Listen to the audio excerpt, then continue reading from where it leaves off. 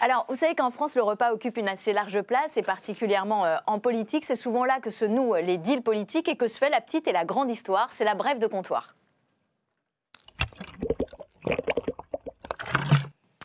Alors, Olivier Rollinger, on vous a demandé de réfléchir à éventuellement une anecdote autour d'un repas en politique. Vous avez sûrement dû accueillir déjà des politiques dans votre restaurant à l'époque.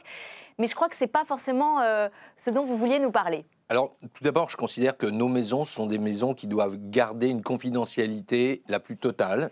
On a eu évidemment des personnes illustres, que ce soit du monde politique ou d'autres univers, mais c'est la règle dans la famille Rollinger, on ne communique jamais sur toutes les personnes qui viennent nous voir. C'est la raison pour laquelle il y a des gens illustres qui viennent se cacher chez nous, parce qu'ils savent que c'est une règle d'or.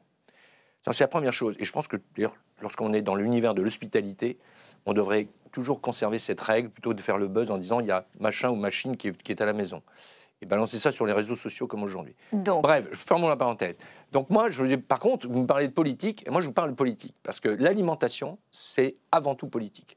C'est politique parce que c'est au carrefour des enjeux de nos sociétés, enjeux sociaux, enjeux économiques, enjeux culturels, enjeux environnementaux, mais également enjeux de santé publique.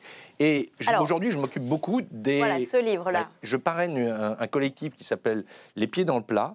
Et là, nous allons sortir un livre, en particulier avec Germinal Perrault, qui est le président du département de Dordogne, pour prouver que l'on peut faire dans les cantines, que ce soit les cantines municipales, gérées par les municipalités, évidemment, les collèges gérés par les départements et les lycées gérés par les régions, c'est déjà un petit peu la complexité française, mais qu'il faut arrêter de demander à l'agro-industrie de s'approprier l'alimentation de nos enfants. Et on peut tout à fait faire une cuisine maison, 100% locale et 100% bio. Pour pas trop cher ? Pour quasiment le même prix. Et avec en particulier des effets induits nettement moindres que d'aller dans l'agro-business. Et ces choses-là, on l'a fait, c'était le programme politique de Germinal Perrault. Moi, j'invite, quelle que soit la couleur politique des personnes, de dire, écoutez, moi, mon programme, c'est que la cantine municipale, le collège et le lycée, les enfants vont être parfaitement nourris. Parfaitement nourris, c'est quoi ? C'est d'avoir évidemment une cuisine, parce que ça se fait avec des cuisiniers, des diététiciens, des diététiciennes. C'est d'avoir des produits de saison, des produits locaux au maximum, et des produits bio, évidemment, même si, et justement, moi je dis aujourd'hui, continuez à acheter du bio. Continuez à acheter du bio français. Il faut sauver cette filière. Ça a été complètement enfumé par ce qu'on appelle la haute valeur environnementale, parce que ça, c'est de la poudre aux yeux.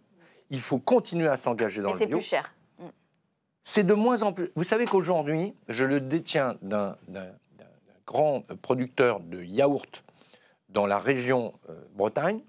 Aujourd'hui, on va jusqu'à acheter le lait bio, à un prix inférieur au prix du lait conventionnel. Pourquoi ? Parce qu'il y a un contrat de confiance qui s'est cassé à partir du moment où les 4 centrales d'achat se sont appropriées le bio. Le bio, vous savez que moi j'ai commencé en 1982, lorsqu'on allait sur le marché des Lys à Rennes, on voyait 3 gens un peu baba, disant sûrement des fumeurs de pétards qui arrivent avec 2-3 carottes, 3 navets, c'est un peu grave. Ils avaient raison. Petit à petit, avec aucun sou d'argent public, ils ont créé un contrat de confiance avec les Françaises et les Français. Et ce contrat a été extrêmement abîmé lorsque les grandes surfaces se sont dit ça, c'est un vrai label économique qui va nous donner un levier pour faire des marges beaucoup plus importantes que sur des produits conventionnels. Ça a tué la filière ? Ça a tué, c'est-à-dire que comment vous pouvez avoir confiance ? On sait très bien, entre un producteur local qui fait ses légumes bio et une centrale d'achat qui achète du bio en France, en Europe et à l'autre bout du monde dans des conditions pas... Ça n'a plus de sens. Et ils ont terriblement abîmé ce contrat de confiance. Mais il faut le retrouver. Allez retrouver vos producteurs bio, et manger du locaux. Bio, surtout. mais par contre, n'allez pas nécessairement l'acheter en grande surface. Merci pour le message. Votre spécialité.